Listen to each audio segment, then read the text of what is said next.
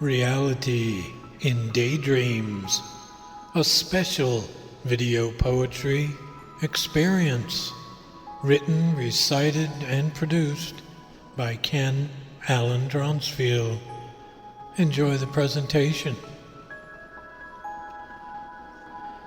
I went to my window last Monday, looking towards the streets below. People walk and talk on their way. Here and there, I watch them go. The cat sits quietly upon the floor, intently staring at the bare walls. The virus knocks daily upon my door, of which I won't answer the calls. In dreams, I see worn paths to the train.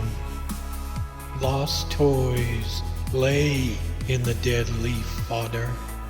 A doll's face, her blue eyes stained, stares off towards decrepit squalor. Trudging along, I then lift my gaze to bare oaks and knotty pines.